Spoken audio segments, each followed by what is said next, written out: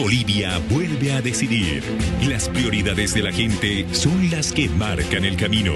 Calles, seguridad, salud, educación. Aquí se habla de responsabilidades. Esto no es campaña, es Bolivia Decide. Bienvenidos. Buenas noches, amigos de todo el país, y gracias por estar junto a la señal de la Red Bolivisión. Bolivia Decide, evidentemente avanzando en todos estos hitos marcados por el calendario dentro del Tribunal Supremo Electoral, rumbo a una segunda vuelta que se desarrolla este domingo 19 de abril en 5 regiones del departamento, aguardando incluso algunas determinaciones por parte de la justicia. Veamos, por favor, a continuación, cuáles son las regiones que van a una segunda vuelta. Rumbo a esta segunda vuelta: Santa Cruz, Otto Ritter, junto a Juan Pablo Velasco de Alianza Libre. Señores, en Santa Cruz habrá segunda vuelta este domingo, pero también Tarija, que está de aniversario, ¿verdad? Muchísimas felicidades a la región. Adrián Oliva versus María René Soruco en segunda vuelta, buscando ser el próximo gobernador o gobernadora del departamento de Tarija. ¿Quién más? Oruro. Señores, Oscar Chambi y Edgar Sánchez se van a ver en las urnas este domingo en la segunda vuelta en el país. Atención, ¿quién más? El departamento del Beni, Hugo Vargas y Jesús Egues, que también se enfrentarán en esta segunda vuelta. Chuquisaca, departamento de Chuquisaca, vamos a ver, Fran García y Luis Ayllón se verán también las caras en esta segunda vuelta este domingo en el país. Ahí estábamos observando las regiones que van a tener esta segunda vuelta.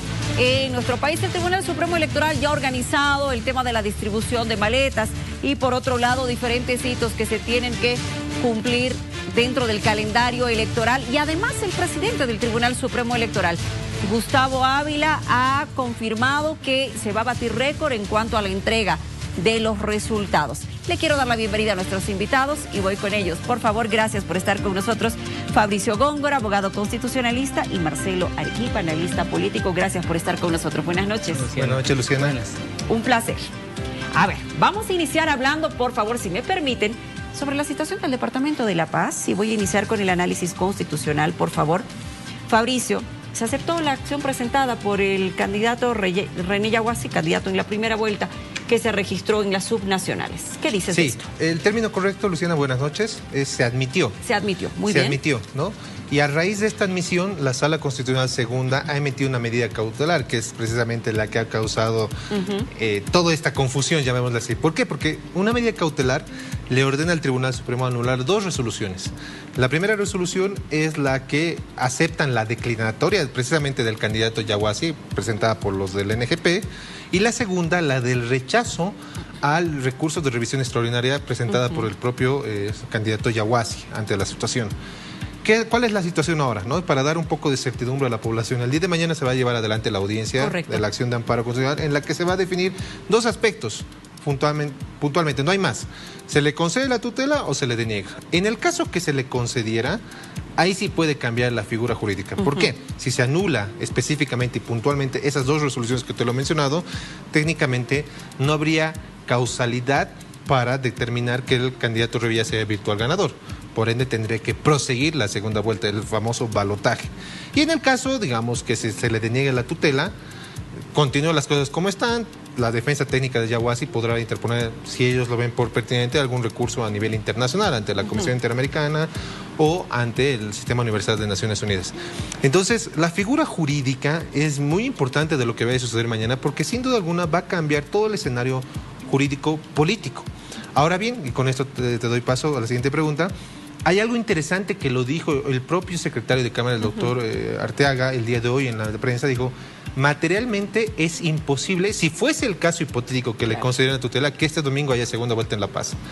No por una suerte de que ellos no quieran tenerlo, no por una suerte de distribución de... Claro, no se han impreso papeletas, ya no se ha tomado en cuenta que iba a haber segunda vuelta, ¿cierto? Pero seguramente si se le concede tutela, te tiene que modificar el calendario electoral y preparar como todo un proceso electoral, ¿no? Entonces, vamos a estar a la espera de lo que vaya a suscitarse mañana y sin duda alguna va a marcar un antes y un después en la relación jurídica política entre el Tribunal Supremo Electoral y las organizaciones políticas. Políticamente, Marcelo, ¿cuál es tu análisis con esta situación, específicamente en el Departamento de La Paz? Sí, pero permíteme primero, a través tuyo, felicitar a todos los tarijeños hoy día, que realmente y el valor del Singani y del vino que tienen hoy día está... Calidad de exportación. De señores. verdad, a nivel mundial, ¿no? Bueno, cerrado ese paréntesis, políticamente. Yo lo he explicado Fabricio en términos legales, pero hay un equilibrio que hay que cuidar, ¿no? Lo legal y lo legítimo. Siempre pienso en esto, la legalidad y la legitimidad. Hoy día hay un desbalance en estos dos temas, porque se ha sobredimensionado la legalidad y la legitimidad no se ha tomado en cuenta. Entonces, si la legitimidad está puesta en cuestión, ¿qué es lo que haces? Yo creo que ahí habían dos salidas, por lo menos, para Luis Revilla, para poder generar un contrapeso a este tema, ¿no? Primera salida, que él se hubiera convertido en un abanderado pidiendo que hubiera segunda vuelta electoral apoyándolo a Yaguasi. Es decir, que sí o sí tendría que haber segunda vuelta electoral en el Departamento de La Paz. O segunda salida, que el señor Revilla saliera de ese esquema gubernamental, porque es socio del gobierno nacional hoy día, saliera de ese esquema y hubiera hecho ciertas alianzas con sectores sociales del Departamento de La Paz. Distinto fue lo que ha hecho Yaguasi. Yaguasi se ha apoyado en sectores sociales de las provincias y del altiplano y del Alto de La Paz. Por eso tiene una fuerza hoy día importante y por eso la interpelación a la legitimidad no es menor. Por eso hoy día estamos viendo con atención qué es lo que va a pasar mañana. Si Revilla hubiera hecho alguna alianza con algún sector social en el Alto o en el Altiplano, les aseguro que no estaríamos hablando de esto. Pero lejos de eso, ¿qué ha elegido? Ha elegido atacarlo a Yaguasi, intentar destrozarlo en su imagen y en su posible capacidad para manejar la gobernación. Yo creo que eso pues le ha repercutido en el escenario adverso que hoy día estamos viendo. Ahora, lo legal y lo legítimo, ya lo habíamos conversado, Fabricio, pero quiero nuevamente tu punto de vista por este avance que ha habido y este nuevo matiz que tenemos por la audiencia que se va a desarrollar mañana. Nuevamente explícale a la gente lo fácil o lo difícil que puede ser hablar de esto. Sí, hay que reconocer algo. La estrategia legal del candidato Yaguasi ha sido la aceptada y correcta. El amparo constitucional no es como muchos candidatos lo están malinterpretando, están hablando de la democracia, de los derechos de los ciudadanos paseños. No, habla sobre un tema puntual. Dice y señala que el hecho que agrava sus derechos fundamentales desde Yaguasi precisamente está vinculado a esas resoluciones. ¿Y qué es lo que te dice? Y eso hay que explicar antes a la población. Dice, el comité ejecutivo, los que firman la nota al Tribunal Supremo Electoral, dicen no queremos declinar nuestra candidatura, según el estatuto orgánico no es el que está con facultades legales para hacer eso. Debería ser una asamblea extraordinaria. Y ese es el punto interesante que su defensa legal lo ha hecho, hay que admitirlo. Ahora bien, será mañana la justicia constitucional quien velará y dirá si evidentemente esto es así y si el Tribunal Supremo ha actuado bajo ese fundamento. Entonces, se ha actuado fuera de la norma, se ha repercutido en lo ilegítimo, en la restricción de los derechos fundamentales de los paseños. No estamos tocando ese tema el día de mañana, o al menos la justicia constitucional no lo va a hacer. Y eso es lo acertado. Se ha dejado de lado un escenario netamente discursivo político, que también es correcto, como decía Marcelo, coincido, es correcto, pero en lo legal han ido sobre un hecho puntual, ¿no? Entonces, el Tribunal Supremo ha aplicado la norma, y eso, nos guste o no nos guste, se aplica. La ley 026 permite la declaratoria, ¿no?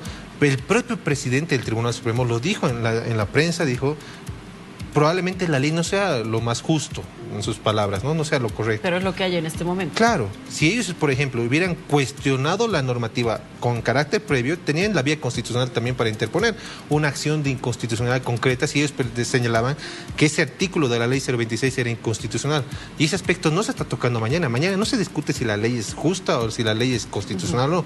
Mañana se discute ese aspecto fundamental con el derecho fundamental. Por eso va a ser un hecho importante y seguramente vamos a estar todos a la espera de los resultados. Abre la ley electoral políticamente, ¿cómo se tendría que asumir esto?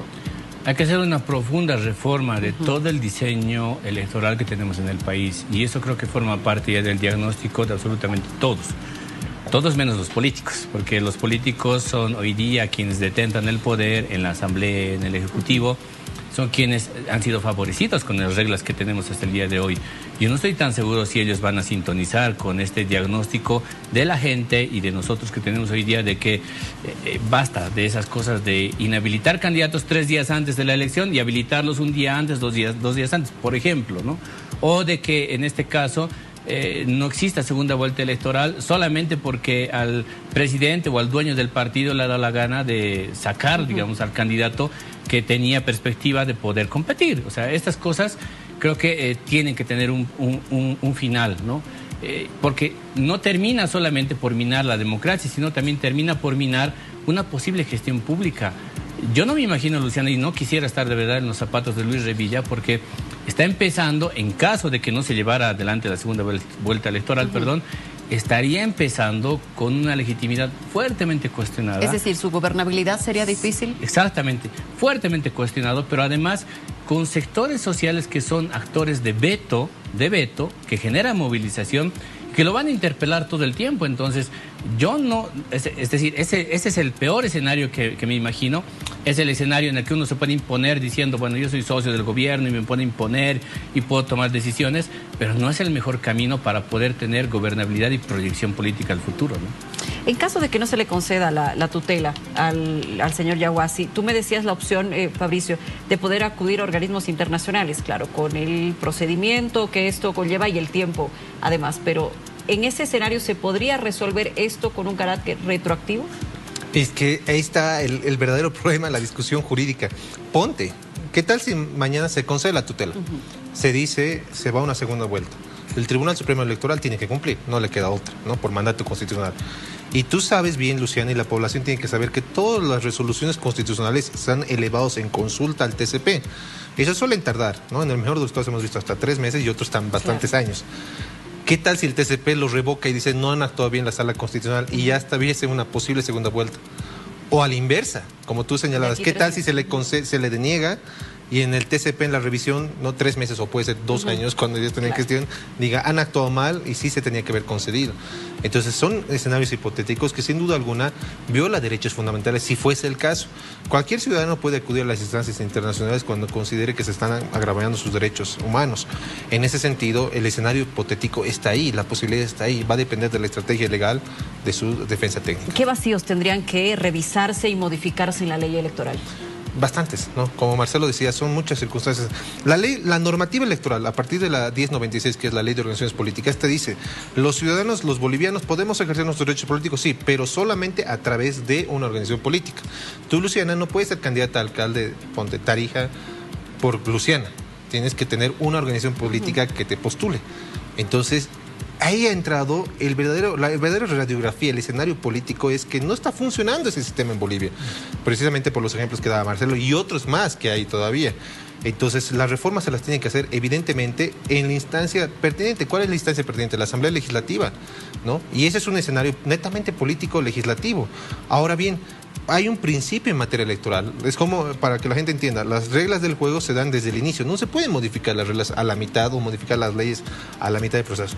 Tendrá que acabar estas elecciones subnacionales 2026 para que veremos si hay una propuesta de reforma legislativa, la 026, 018 o la 1096 oportunamente. Y quién sabe, tal vez a fondo hasta de la posible constitución política del Estado, si es que lo ven necesario, ¿no? Claro, parte de lo que ha mencionado también el Tribunal Supremo Electoral. Ahora, Marcelo, políticamente hablando, ¿tendremos la madurez como país, como ciudadanos, en caso de que pueda generarse una modificación en la ley electoral, de presentarnos sin un partido y que cualquier ciudadano pueda ser candidato? Como, a ver, sucede en México. Sí, mira, yo creo que más bien en realidad hay una profunda vocación democrática de parte del ciudadano boliviano, pero también creo que hay que rescatar un poco algunas funciones que son esenciales de los partidos políticos. Por ejemplo, el partido político tiene una función de reclutar cuadros políticos, es decir, de tener una militancia, de formar cuadros políticos que vayan a reproducir la ideología que tenga ese partido, sea la que sea. Estamos en un sistema democrático. Y otra función sumamente importante es el ejercicio de la democracia interna dentro de los partidos. Esa democracia interna nos permite a los bolivianos tener un primer filtro democrático en el que los candidatos que vayan a salir producto de esa democracia interna, pues sean candidatos cualificados, sean los mejores candidatos, sean candidatos que no sean, digamos, la cantidad, sino más bien sean candidatos que demuestren calidad. Ahora, Marcelo, ¿no? Perdón que te corte, pero esto que me estás diciendo, ese filtro democrático, ¿habrá funcionado? Te pongo el último ejemplo, elecciones nacionales y las subnacionales. ¿Habrá funcionado? No ha funcionado básicamente porque hoy día tenemos un sistema de partidos sin partidos políticos. No tenemos partidos políticos. Tenemos un sistema de partidos, sí, pero no hay partidos políticos. Entonces, tenemos que construir partidos políticos. Y ahora, a A mí me resulta por eso un poco hasta paradójico y contradictorio que quien hoy día reclama el hecho de que como los partidos se comportan así, en el caso de NGP, por ejemplo, ¿cómo van a hacer eso? Es el presidente del órgano electoral, y resulta que quien tiene que fortalecer la democracia interna de los partidos políticos y quien tiene que pedirles a los partidos que asuman su responsabilidad es el órgano electoral. O sea, una de las oficinas que tiene el órgano electoral es el Instituto para la Democracia, que así lo han denominado, para la democracia plurinacional. Y en ese instituto se tiene que justamente fortalecer el desarrollo de los partidos políticos. ¿Qué han hecho ellos en estos años? Eso también habría que preguntarles, de qué trabajo han hecho para que hoy día no estemos pues en este escenario de sistema de partidos sin partidos. Por eso creo que es sumamente importante y fundamental de una vez pensar un poco en esta reforma, ¿no? Bueno, muy bien, taxipartidos también. Bueno, hay que hablarlo enseguida. Hacemos una pausa, les pido un paréntesis, por favor. Esto es Bolivia Decide 2026, haciendo un análisis en primera instancia de lo que pasa en el Departamento de La Paz, aguardando los resultados de la audiencia de mañana para ver qué determinaciones se asumirán desde la justicia y además desde el Tribunal Supremo Electoral. Pero en breve analizaremos el escenario político de las otras regiones que sí van a ir a una segunda vuelta en estas subnacionales. Ya volvemos.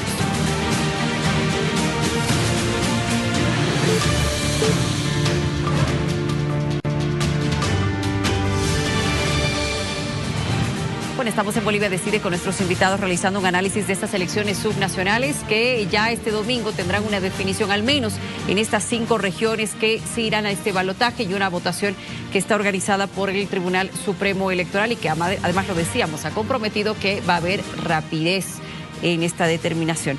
¿Qué otro detalle podríamos analizar dentro de esta ley electoral y el trabajo que viene desarrollando el Tribunal Supremo Electoral? Algo justo también para decirlo con el Tribunal Supremo Electoral es que ellos, por más que sean autoridades, hablo de los vocales, del presidente, no dejan de ser servidores públicos. Y el servidor público funciona bajo facultad reglada. ¿Qué significa eso? El servidor público no puede interpretar la norma, no puede el servidor público decir esta norma está bien. Sí, claro, porque solo puede cumplir lo que está legalmente vigente.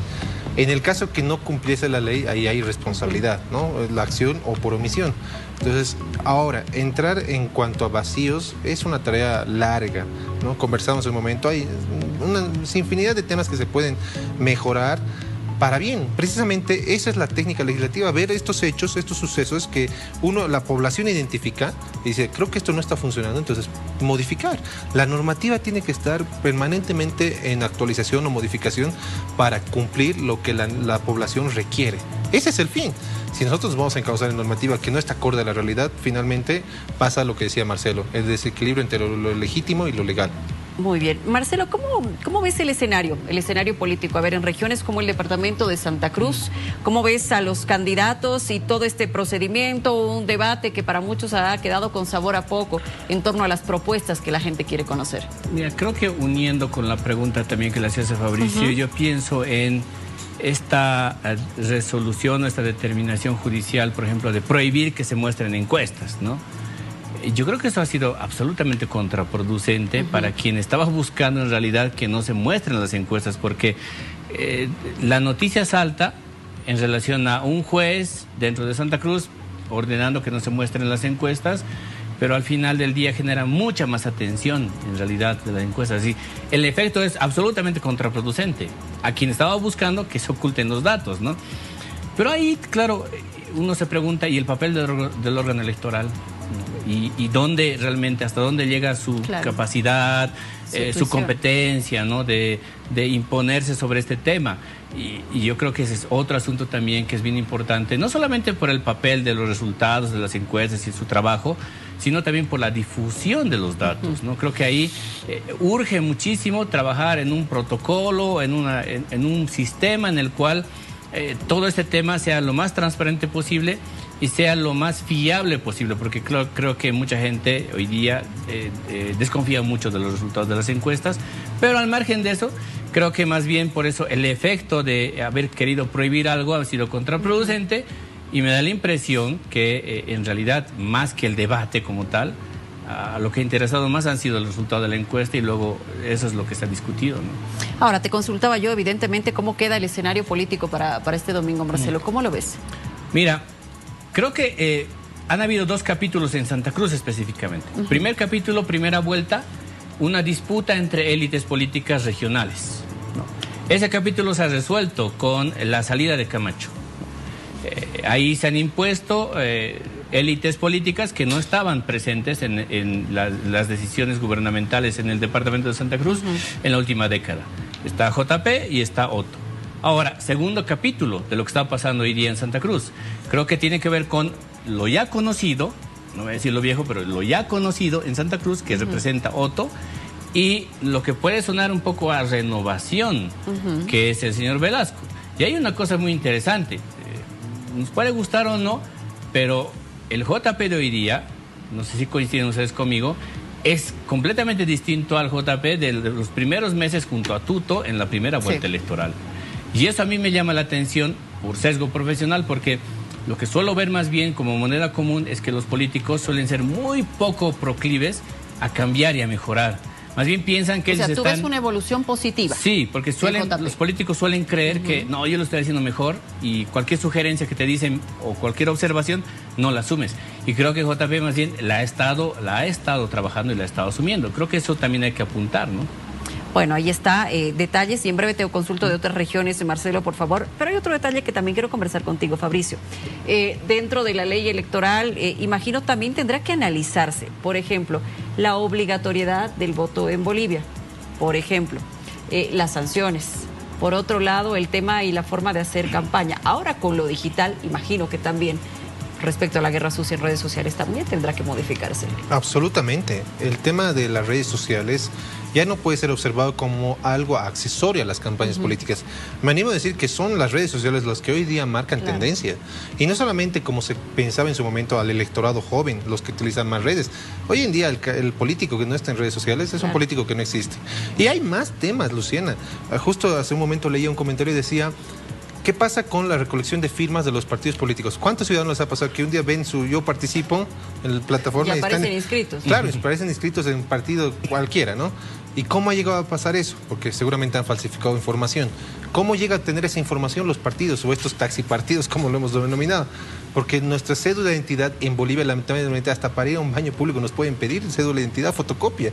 ¿Dónde creen que van a parar? Son estos partidos los que compran esta información. Claro, son datos, ¿no? Luciana, tu carnet de identidad, pum, firma el Tribunal Supremo hasta que haga una validación de uno por uno, y ya estás afiliado a un partido político, ¿no? Entonces, por ejemplo, se me viene una idea. Un partido político requiere una cantidad mínima de firmas. ¿Qué tal si al año de su inscripción, de su personalidad jurídica, ya no tiene ni la mitad de firmas porque la gente renuncia a la militancia? Entonces, ¿qué es lo que ha pasado? Ahí ha habido un fraude vinculado a la manipulación de información. Y son varios temas, ¿no? El tema de la obligación del voto. Incluso hubo una propuesta del anterior ministro de Gobierno que pretendía incorporar hasta jóvenes de 16 años. Muchos han cuestionado, pero yo digo, ¿por qué no se debate? Habría que ver, ¿no? Pros y contras y demás. La reforma tiene que ser estructural, el sistema tiene que cambiar, y precisamente para estar acorde a la realidad de los bolivianos.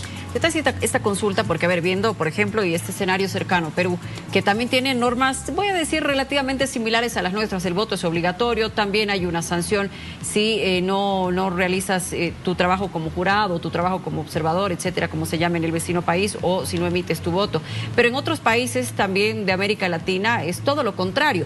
Pero aquí tienes un aspecto que tomar en cuenta, el abstencionismo, ¿cierto? La ausencia de la gente en las urnas cuando no es una obligación. Precisamente, ¿cuál es la naturaleza jurídica del por qué es obligatorio el voto? Para otorgar, blindar, generar legitimidad a las autoridades electas. Hay escenarios en Bolivia en los cuales el voto nulo ha ganado, el voto blanco y nulo sumando al porcentaje de los candidatos que han sido electos o están yendo a este balotaje. Implica un descontento. ¿Qué pasase si se quita la restricción de la obligación al voto? ¿Cuánto porcentaje del total de la población iría a votar? Imagínate un gobernador, como es el caso, digamos, que vaya a ganar con la participación del 15% de la población total. Entonces es grave para la democracia, y precisamente esa es la naturaleza de la obligación del voto. Seguramente cuando bolivianos maduremos democráticamente en nuestra participación activa de ejercer el voto como un derecho, el sufragio, podríamos cambiar esto, ¿no? Por ahora yo no lo veo pertinente.